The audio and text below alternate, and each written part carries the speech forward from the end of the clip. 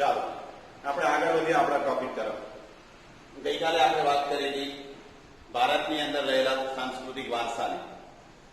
તો સંસ્કૃતિ કોને કહેવાય? અગત્યનો પ્રશ્ન. બોર્ડની એક્ઝામની અંદર ઘણી વખત પૂછાયેલો પ્રશ્ન. સંસ્કૃતિ એટલે શું? સંસ્કૃતિને 3 અર્થમાં સમજી શકાય. નંબર 1, સંસ્કૃતિ એટલે જીવન જીવવાની રીત. ઇંગ્લિશમાં કહું તો ધ વે ઓફ લાઈફ. આપણે જે જીવન જીવી રહ્યા છીએ એને તમે સંસ્કૃતિ કહી શકો.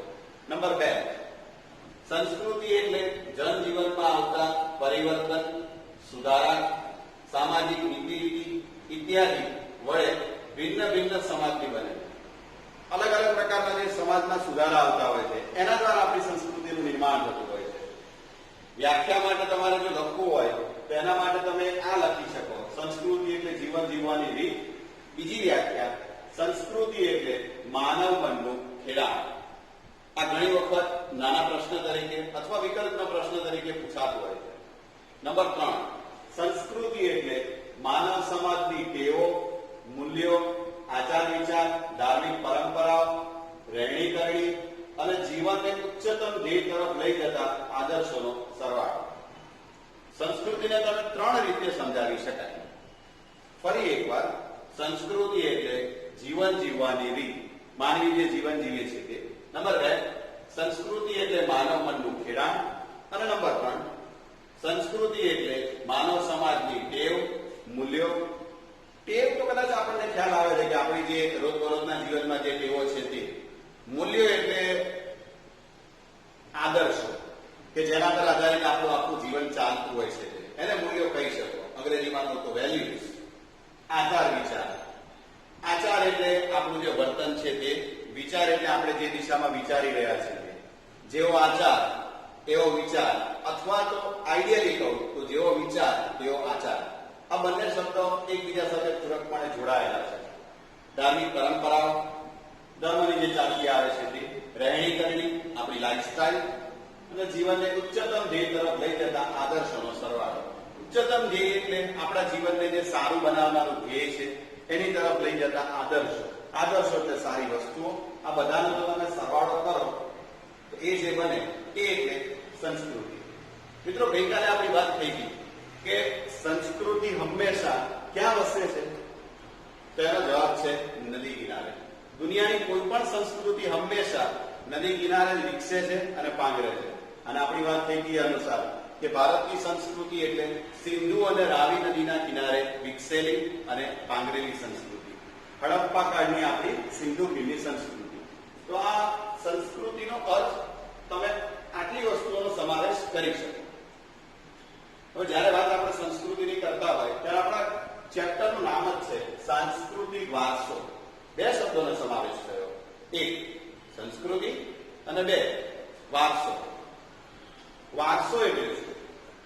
ગઈકાલે આપણી વાત થઈ કે માતા પિતા તરફથી આપણને જીવનમાં જે કાંઈ મળે એને આપણે વારસો કહી શકીએ. મોટે ભાગે આપણે એવું સાંભળ્યું છે, કાં તો સમાજમાં ક્યાંક ને ક્યાંક એવું જોયું છે કે માતા પિતા તરફથી વારસામાં જમીન મળે, મિલકત મળે, અથવા તો અલગ અલગ પ્રકારની સંપત્તિઓ મળતી હોય. તો એ મૂળ વારસો કોને કહી શકાય? તો પાઠ્યપુસ્તકની જો વ્યાખ્યા અનુસાર જઈએ તો વારસો એટલે આપણને આપણા પૂર્વજો તરફથી મળેલી અમૂલ્ય ભેટ. આપણા જે પૂર્વજો હતા એના તરફથી આપણને જે અમૂલ્ય ભેટ મળી. ભેટ 2 પ્રકારની હોઈ શકે. 1, કાં તો સ્થાવર જંગમ મિલકત હોઈ શકે કે જેને આપણે કહી શકીએ સાંસ્કૃતિક વારસો એટલે કે માનવ સર્જિત. અને નંબર 2, લક્ષણો હોઈ શકે. માતા પિતા તરફથી બાળકને જન્મની સાથે જે શારીરિક અને માનસિક લક્ષણો મળે છે એને આપણે કહી શકીએ જૈવિક વારસો. આના વિશે આપણે વાત કરીશું, પણ એ બીજા પ્રકરણમાં છે કે જેમાં વારસાના આપણે 2 ભાગ પણ પાડીશું. એક જૈવિક વારસો અને બીજો આવશે માનવ સર્જિત વારસો. અહીંયા જે વાત આપણે હાલમાં કરી રહ્યા છીએ એ મૂળ વ્યાખ્યા છે. ફરી એકવાર, વારસો એટલે આપણને આપણા પૂર્વજો તરફથી મળેલી અમૂલ્ય ભેટ.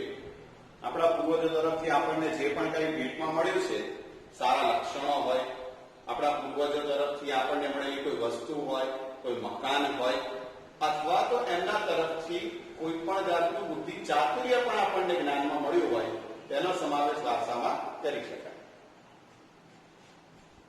વારસા વિશેની બીજી એક વાત કે આપણા શાળાની પ્રતિજ્ઞામાં પણ ઉલ્લેખ થાય છે કે હું ભારતનો નાગરિક છું, મને તેના નાગરિક હોવા પર ગર્વ છે, હું સતત આપણા વારસાની જાળવણી કરીશ. આવી પણ એક વાત આપણી પ્રતિજ્ઞામાં રહેલી છે. તમે ધ્યાનથી જોજો, એની નીચે એક લખેલું છે, આપણા ભારતના બંધારણની કલમ છે, કલમ 51 ક. હિન્દીમાં પણ લખ્યું હોય છે સંવિધાન 51 ક. હકીકતમાં ભારતનું જે બંધારણ છે એની કલમ નંબર 51 ક, એની 6 જ અને ટ કકાવારી પ્રમાણે અને ગણતરી પ્રમાણે લો તો 6, 7 અને 9 નંબરની જે કલમ છે એમાં વારસાની જાળવણી વિશેની વાત કરેલી છે. એમાં નાગરિકને અલગ અલગ પ્રકારના વારસાની જાળવણી માટેની ફરજો બતાવવામાં આવી છે. એ પણ આપણા કોર્સમાં છે. આ પ્રકરણના અંત ભાગ તરફ આપણે જઈશું ત્યારે પ્રશ્ન આવશે કે વારસાની જાળવણી માટે નાગરિકની ફરજો સમજાવો. એમાં આપણે એના વિશે શીખીશું. વારસો જે છે એ વિશ્વને સમૃદ્ધ વારસાનું પ્રદાન ભારતે કરેલું એની વાત છે. કેમ કે ભારત પહેલેથી દુનિયાની અંદર પ્રખ્યાત છે અલગ અલગ વસ્તુ માટે.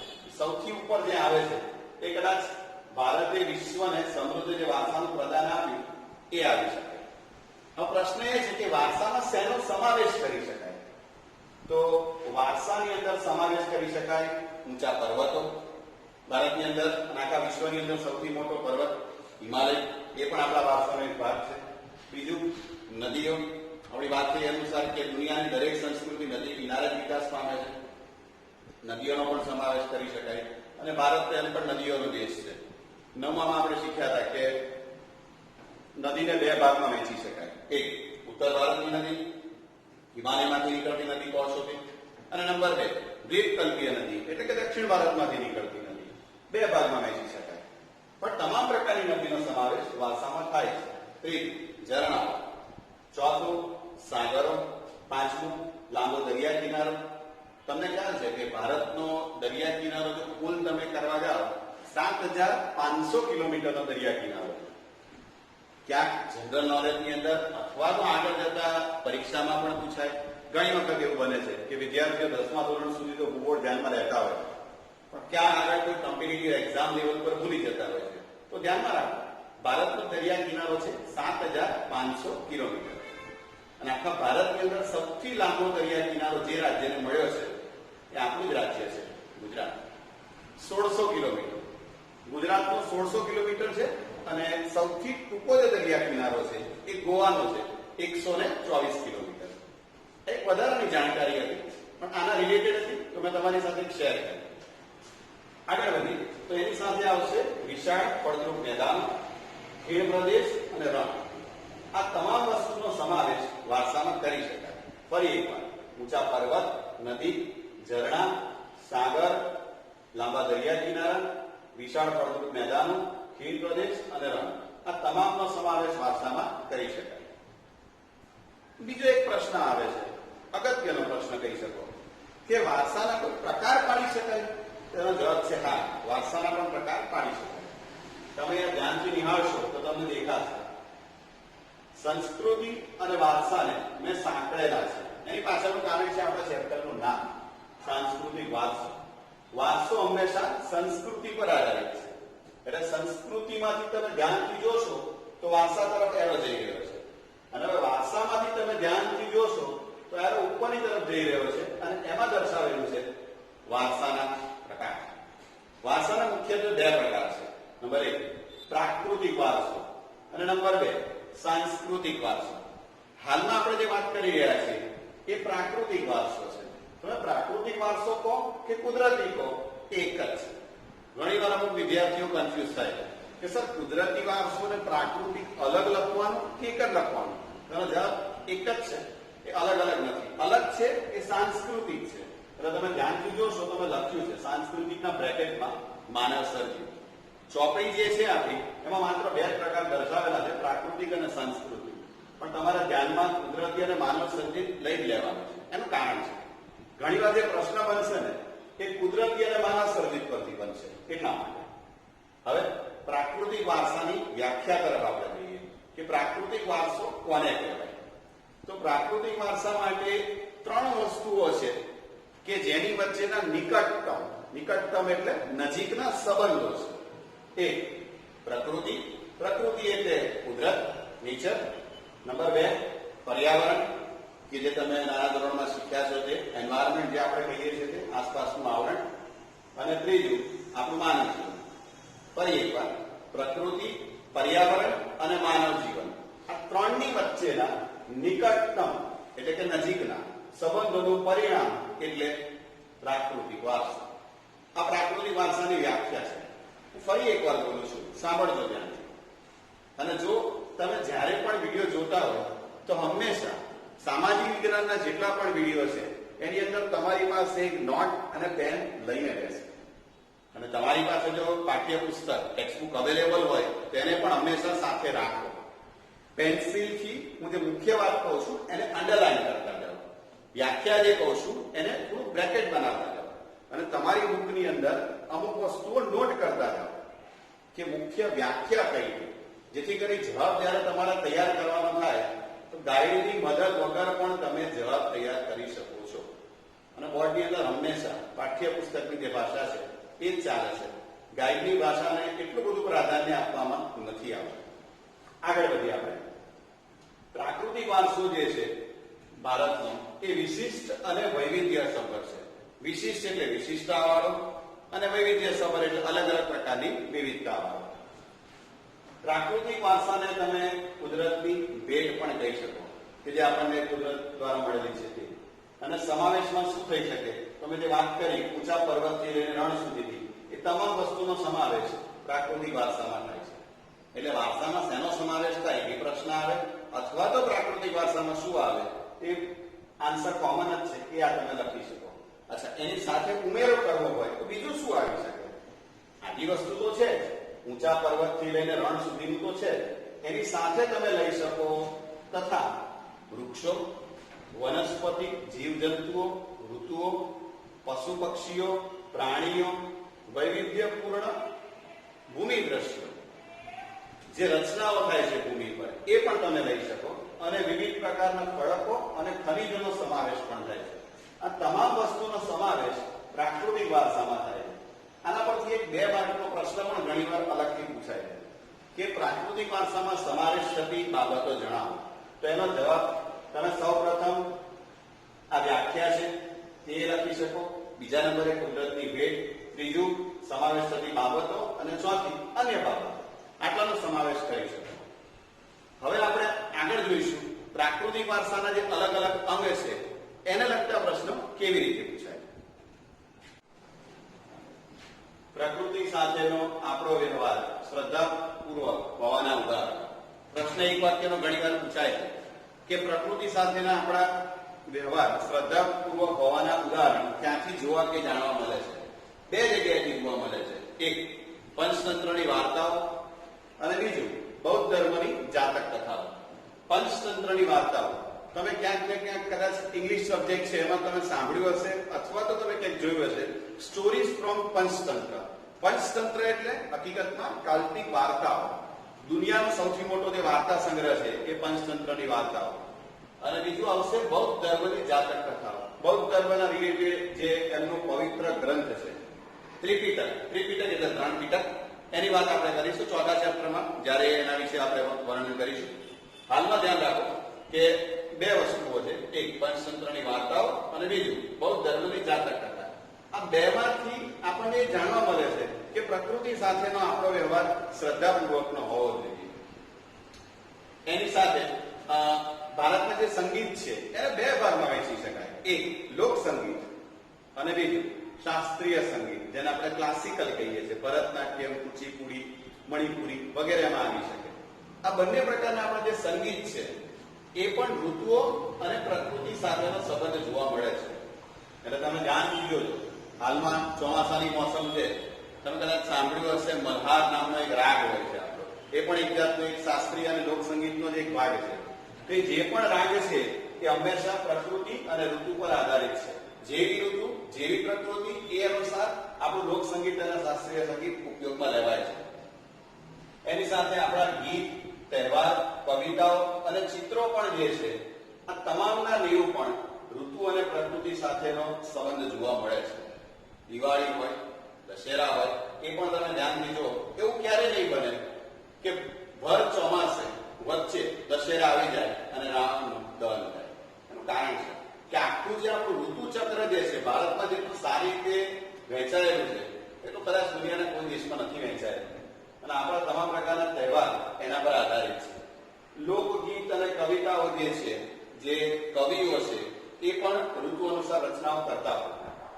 આની સાથે પ્રકૃતિ પર આધારિત એક બીજો અગત્યનો પ્રશ્ન, આ ટોપિકમાંથી ધ્યાનમાં રાખવા જેવા મુખ્ય બે પ્રશ્ન છે.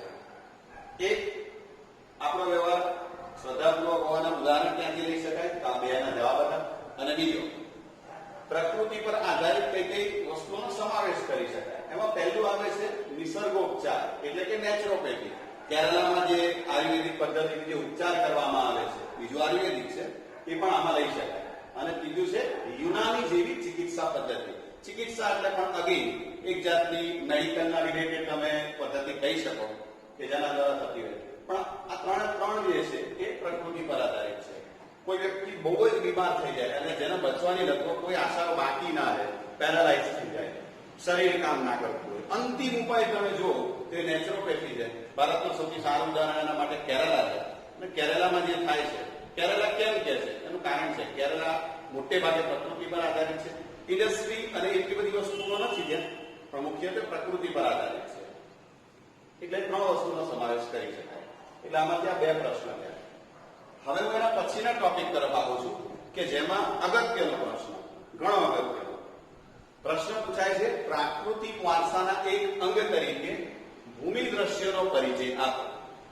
હમણાં આપણે આગળ જોયું કે પ્રાકૃતિક વારસાના અલગ અલગ અંગ તરીકે ભૂમિ દ્રશ્ય એક અંગ તરીકે હતું.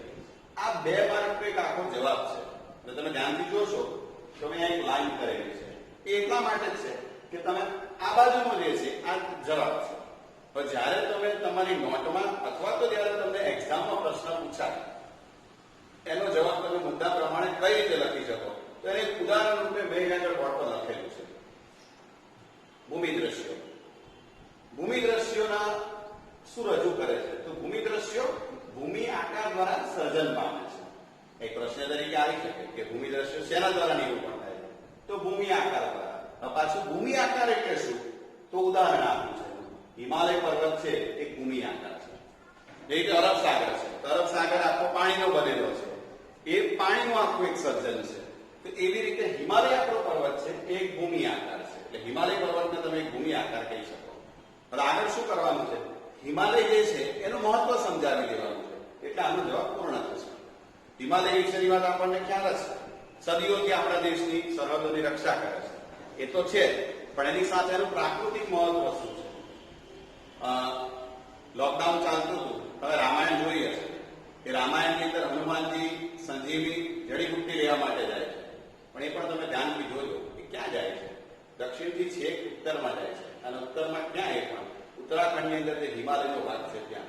એટલે હિમાલય કેવી રીતે ઉપયોગી છે, તો હિમાલયમાં અનેક પ્રકારની ઉપયોગી વનસ્પતિ, ખનિજો, અવનવા પશુ પંખી અને શિખરો બરફથી છવાયેલા રહે છે. હિમાલય મોટે ભાગે જમ્મુ કાશ્મીર, હિમાચલ પ્રદેશ, ઉત્તરાખંડ આ ત્રણ રાજ્યોને કવર કરે છે. અને બાકીનો થોડો ભાગ છે એ સિક્કિમ અને અરુણાચલ પ્રદેશ તરફ ફેલાયેલો છે.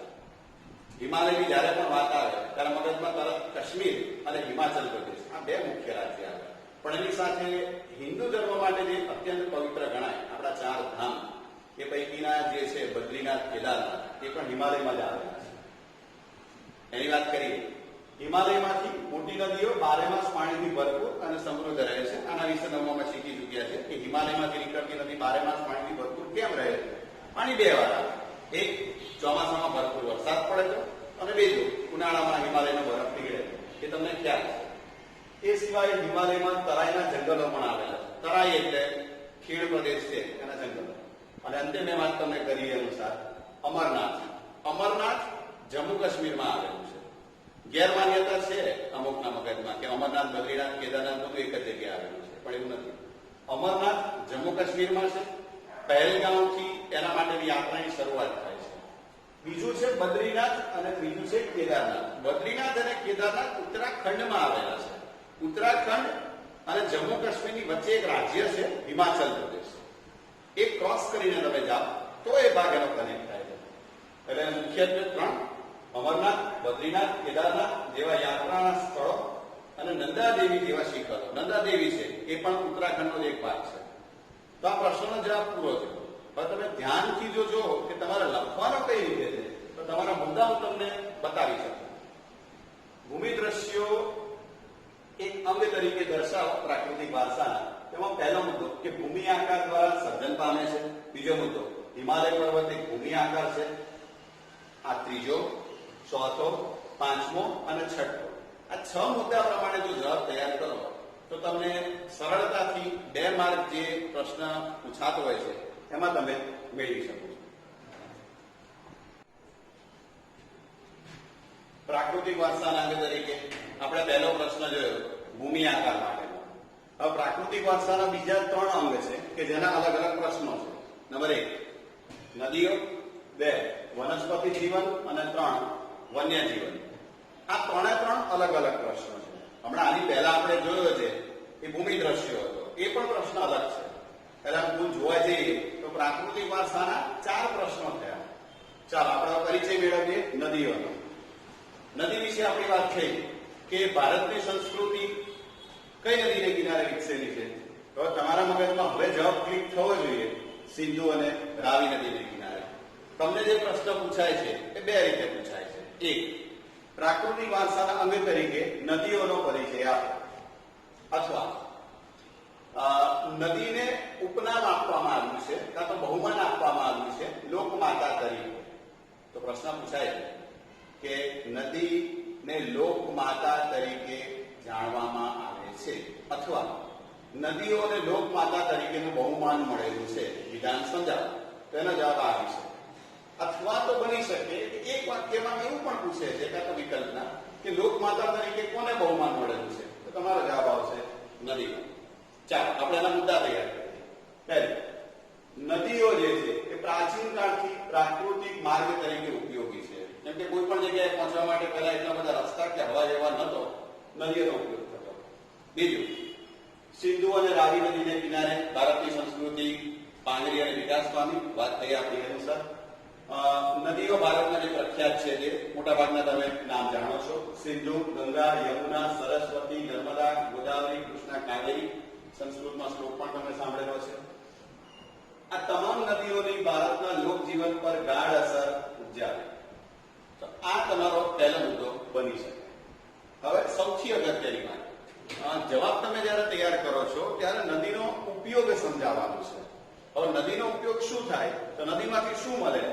પહેલી વસ્તુ તો કે નદીમાંથી પાણી. અચ્છા, તો પાણીનો ઉપયોગ સમજાવી દો.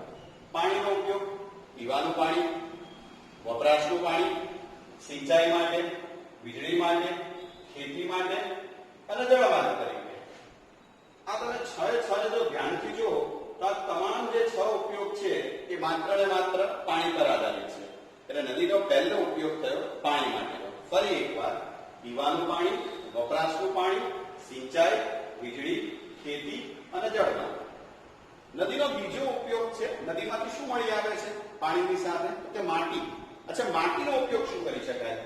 ઉપરાંત માટીના વાસણો બનાવવા માટે, મકાન બનાવવા માટે, લીપણ, જે ફ્લોરિંગ આપણે કરતા હોઈએ છીએ એને લીપણ કહી શકાય. મોટે ભાગે ગ્રામ્ય વિસ્તાર સાથે સંકળાયેલો છે. ઉદ્યોગોનો વિકાસ, ઘણા ઉદ્યોગમાં માટીનો ઉપયોગ થાય છે કે તેમાંથી અલગ અલગ વિવિધ બનાવટની વસ્તુઓ બને છે. તો નદીના 2 ઉપયોગ થયા મુખ્યત્વે. 1, નદીમાંથી મળતું પાણી જેના ઉપયોગ છે. બીજું, નદીમાંથી મળતી માટી, આ એના ઉપયોગ છે. અને ત્રીજું, અન્ય. અન્ય એટલે નદી કિનારાના દ્રશ્યો. તો નદીઓ જે છે એને માનવ જીવનને સમૃદ્ધ બનાવ્યું, ખાસ કરીને ઉષા અને સંધ્યાકાળ. ઉષા એટલે સવાર, સંધ્યા એટલે સાંજ. ઉષા અને સંધ્યાકાળના જે દ્રશ્યો છે એને કલાસૂઝ અને કૌશલ્યના વિકાસમાં અગત્યનો ફાળો આપ્યો. જેટલા કલા રસિકો છે કાં તો જેને આપણે કહીએ કે ચિત્રકાર છે અથવા તો કોઈ કવિ છે, એ લોકો મુખ્યત્વે પોતાની રચના માટે નદી કિનારાના જે ઉષા અને સંધ્યાકાળના દ્રશ્યો છે એનો ઉપયોગ કરતા હોય છે.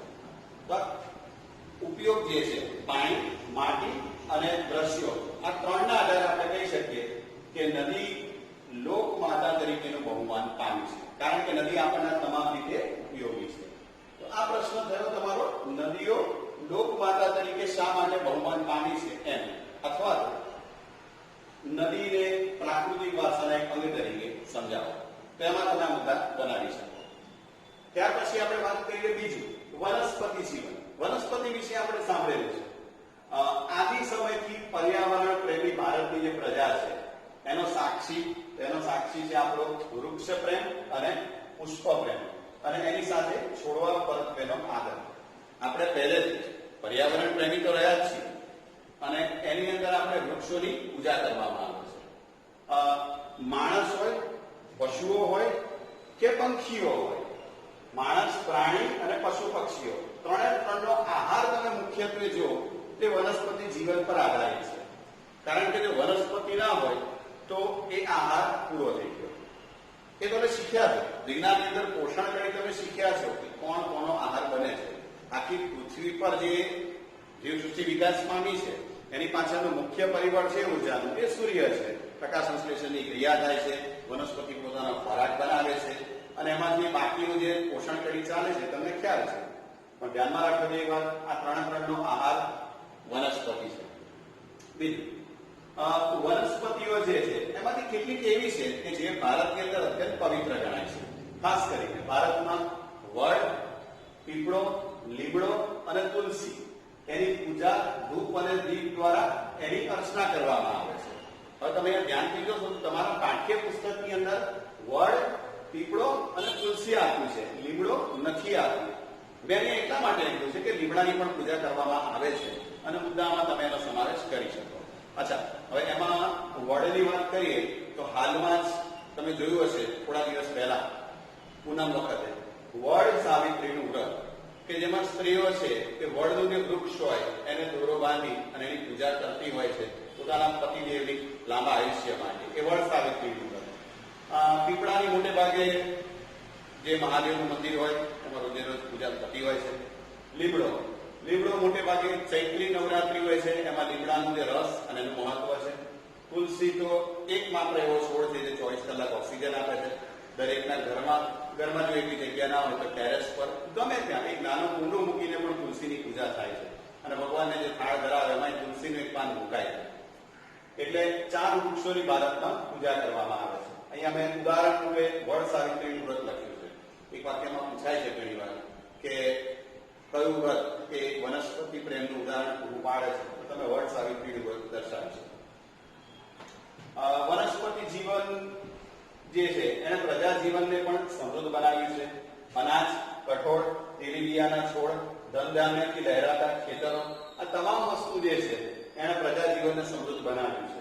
સાથે ઔષધિમાં આંબળા, બહેડા, હરડે, કુંવારપાઠું, જે ભારતના આયુર્વેદાની અંદર જેટલી પણ ઔષધિનું વર્ણન કરવામાં આવેલું છે એ તમામે આપણા માનવ જીવનની અંદર અગત્યનો ફાળો પૂરો પાડ્યો છે. અત્યારે કોરોના વાયરસ ચાલી રહ્યો છે. દુનિયા આખી અત્યારે એલોપેથિક અને અલગ અલગ પ્રકારની રસીઓ અને વેક્સિન જે બનાવવાની કોશિશો કરી રહી છે, ત્યારે ભારતમાં અત્યારે કયો પ્રયોગ ચાલે છે? તો મુખ્યત્વે આયુર્વેદિક પર આધારિત છે. આ જેટલા પણ દવાખાના છે કે જેમાં કોરોનાની ટ્રીટમેન્ટ આપવામાં આવે છે, ઉકાળો આપવામાં આવે છે, તેમાં મુખ્યત્વે ઔષધિ પર આધારિત છે. એનું કારણ ઔષધિથી તમારી રોગ પ્રતિકારક ક્ષમતા વધારી શકાય છે, અને રોગ પ્રતિકારક ક્ષમતા જો તમારી સારી હોય તો સ્વાભાવિક છે કે તમને કોઈ પણ જાતનો રોગ જલ્દી લાગુ ના પડે. તો એ ઔષધિનું પણ ભારતની અંદર પહેલેથી મહત્વ એટલું જ રહ્યું છે. એની સાથે પુષ્પ એટલે ફૂલની અંદર ગુલાબ હોય, ચંપો હોય કે મોગરો હોય, દરેક પ્રકારના જે પુષ્પો છે એને પણ માનવ જીવનને સુંદર, સુવાસિત, નિરામય કે રોગ વગરનું અને સમૃદ્ધ બનાવ્યું છે. પુષ્પ તમને ખ્યાલ હોય તો જન્મ થાય ત્યારે, મેરેજ થાય ત્યારે કે મૃત્યુ થાય ત્યારે પણ એ પુષ્પની વર્ષા કરવામાં આવતી હોય છે. એની પાછળનું કારણ છે કે પુષ્પના કારણે શું થાય કે આખા પર્યાવરણનું જતન પણ થાય છે, અને પુષ્પના કારણે એનો ઉપયોગ પણ એવી રીતે તમે કરો તો સુગંધ પણ પ્રસરાય અને પર્યાવરણનું જતન થાય. એટલે ભારતની સંસ્કૃતિ પહેલેથી એ બાબતને સાક્ષી પૂરે છે. તો આ જવાબ પૂરો થયો વનસ્પતિ જીવનનું મહત્વ. મુદ્દા કઈ રીતે લખવા? પહેલો સાક્ષી છે તે, બીજો મનુષ્યના આહાર તરીકે, ત્રીજો ભારતમાં જે વૃક્ષોની પૂજા થાય છે તે, ચોથો પ્રજા જીવનને જે સમૃદ્ધ બનાવી તે, અને અંતમાં ઔષધિ અને પુષ્પોએ સુંદર સુવાસિત નિરામય અને સમૃદ્ધ બનાવ્યું છે. 5 મુદ્દા તૈયાર કરી શકો તમે કે જેનાથી આ પ્રશ્ન 2 અથવા 3 વાક્યમાં પૂરો થાય. છેલ્લો એનો મુદ્દો એ એટલે વન્યજીવન. વનસ્પતિ જીવનની સાથે સાથે વન્ય જીવન છે. આ બંને એવા છે કે જે ભારતના સામાજિક અને ધાર્મિક જીવન પર પ્રભાવ પાડે છે. મેં એટલા માટે આ વચ્ચે લખ્યો છે કેમ કે આપણો સમાજ અને આપણો ધર્મ બંનેની અંદર વન્ય જીવન અને વનસ્પતિ જીવન અગત્યના. વન્ય જીવનમાં પ્રકૃતિ પ્રેમી તો આપણે છીએ, આપણે એની સાથે પ્રાણી પ્રેમી પણ રહ્યા છે. એટલે તમે જોજો કે ભારતની અંદર જેટલા પણ દેવી દેવતા છે એ લોકો ક્યાંક ને ક્યાંક વાહન તરીકે હંમેશા પ્રાણીઓનો સ્વીકાર કરે છે. ક્યારે મગજમાં એવું નહીં આવે કે કોઈ દેવી દેવતા કોઈ કાર લઈને, કોઈ બાઇક લઈને, કોઈ પ્લેન લઈને કે રોકેટ લઈને આવી જશે, એવું નથી. તમે શું જોયું છે? કોઈ દેવી દેવતા, કોઈનું વાઘ વાહન છે, કોઈનું મોર છે. વાઘમાં તમને ખ્યાલ છે, અંબે માતાજી આપણે કહીએ છીએ, વાઘ અને સિંહનો વાહન તરીકે એમાં ઉપયોગ થાય છે. મોર સરસ્વતી માતા ઉપયોગ કરે છે. મગર તમને ખ્યાલ હોય તો ખોડિયાર જે કહીએ છીએ એ ઉપયોગ કરે છે વાહન તરીકે. ઉંદર ગણપતિ ઉપયોગ કરે છે. શું તમને એવું લાગે છે કે ભગવાન વાહન વગર ના ચાલી શકે? જેણે આખી સૃષ્ટિ બનાવી, શું એને વાહનની કોઈ જરૂર છે? ના, એને કોઈ વાહનની જરૂર નથી. પરંતુ મનુષ્યનો એ પ્રાણીઓ પ્રત્યેનો વ્યવહાર સારો રહે, એને પ્રતીક તરીકેની પૂજા થાય, એટલા માટે એને વાહન તરીકે રાખવામાં આવે. અભયારણ્ય સરકારે પછી બનાવ્યા, અંગ્રેજો કાયદા પછી લાવ્યા. આ તો વર્ષોથી ભારતની અંદર પૂજા થતા આવતા હોય એવા પ્રાણીઓ છે. હાલમાં પણ હિન્દુ માન્યતા અનુસાર અલગ અલગ તહેવાર પ્રસંગે કાં તો ઘણી સ્ત્રીઓ સવારે ગાયની પૂજા કરે છે. અને તમે પણ ક્યાંકથી નીકળો તો ગાયને માતા તરીકે આપણે એને પૂજીએ છીએ. એ બતાવે છે કે ભારત હંમેશા પ્રાણી પ્રેમી દેશ હતો. મેં વાત કરી અનુસાર વાઘ, સિંહ, હાથી, ગેંડો તમામ પ્રકારના પ્રાણીઓ છે એ ભારતમાં જોવા મળે છે. અચ્છા, હવે અગત્યનો પ્રશ્ન એક વાક્યમાં આવી શકે છે. ખ્યાલ છે બધાને, કદાચ કોઈ ઓછું ભણેલું હોય તો એને પણ ખ્યાલ આવી શકે કે સિંહ દુનિયામાં 2 જગ્યાએ છે, એક આફ્રિકા અને બીજું ભારત. અને ભારતમાં પણ ક્યાં? ગુજરાત, અને ગુજરાતની અંદર ગીરના જંગલમાં. એ જે જોવા મળે છે એ એશિયાઈ સિંહ છે. 2005માં ની ગણતરી થઈ હતી, 9માં તમે ભણ્યા છો એ અનુસાર 325 જેટલા સિંહ છે હતા. પણ હાલમાં સરકારે ધ્યાન આપ્યું, પ્રગતિ થઈ એમાં, અને એના કારણે હાલમાં સિંહની સંખ્યા આશરે 600 ની આજુબાજુ છે. વિશ્વમાં એશિયાઈ સિંહ માત્ર ગુજરાતના ગીરના જંગલમાં જોવા મળે છે. ભારતની અંદર ધાર્મિક માન્યતા અનુસાર વાઘ, મોર, મગર, ગરુડ જે ભગવાન વિષ્ણુનું વાહન તરીકે છે, બાકીના મેં તમને કીધા, વગેરે દેવ દેવીઓના વાહન તરીકેનું સ્થાન પામેલા છે. અને અંતમાં આપણી જે રાષ્ટ્ર મુદ્રા છે એની અંદર ઉપયોગ થયેલો છે 4 સિંહ. અશોક સ્તંભ છે. એ હકીકતમાં સારનાથનો જે સ્તંભ છે અશોક રાજાએ બનાવેલો એ છે. એની પર 4 સિંહ છે. આગળની સાઈડ 3 દેખાય છે, પાછળની સાઈડ છે. એટલે ક્યાંય પૂછવામાં આવે કે સિંહ કેટલા, તો જવાબ એનો 4 જ છે. નીચે અશોક ચક્ર છે, આરા છે, અને સત્યમેવ જયતે જે લખેલું છે. 4 સિંહ, ઘોડો અને બળદ એની રચના કરવામાં આવેલી છે. બળદને વૃષભ પણ કહી શકાય. તો એ પ્રકારનું એક આખું રાષ્ટ્રીય ચિહ્ન છે જે કદાચ તમે કોઈ પણ સિક્કામાં આપણી ભારતની રાષ્ટ્ર મુદ્રા છે એમાં જોયું હશે. અને વન્યજીવોની રક્ષા માટે અભયારણ્યની રચના કરવામાં આવી છે. અભયારણ્યની સાથે રાષ્ટ્રીય ઉદ્યાન અને જૈવારક્ષિત ક્ષેત્રો પણ છે. પણ એના વિશેની વાત ભૂગોળમાં આવે છે. ઇતિહાસમાં આમાંથી પૂછાય તો તમે લખશો અભયારણ્ય. તો વન્યજીવો માટે મુદ્દા કઈ રીતે બનાવી શકાય? પહેલું, પ્રકૃતિ પ્રેમી વાળો. બીજું, અલગ અલગ પ્રકારના પ્રાણી છે. ત્રીજો, એશિયાઈ છે. ચોથું, ધાર્મિક માન્યતા. પાંચમું, રાષ્ટ્ર મુદ્દા, અને સાથે રક્ષા માટે. તો આ તમારા પ્રશ્ન પૂરો થયો વન્ય જીવનનો પરિચય. તો આજે મેં તમને જે સમજાવ્યું એમાં મુખ્યત્વે એક સંસ્કૃતિનો અર્થ આપણે સમજ્યા, એક પ્રશ્ન તરીકે આવી શકે. બીજું, વારસાનો અર્થ, સમાવિષ્ટ બાબતો અને વારસાના પ્રકાર. ત્રીજું, વારસાના અંગ તરીકે મેં તમને 4 પ્રશ્ન સમજાવ્યા: ભૂમિ દ્રશ્યો, નદીઓ, વનસ્પતિ જીવન અને વન્યજીવન.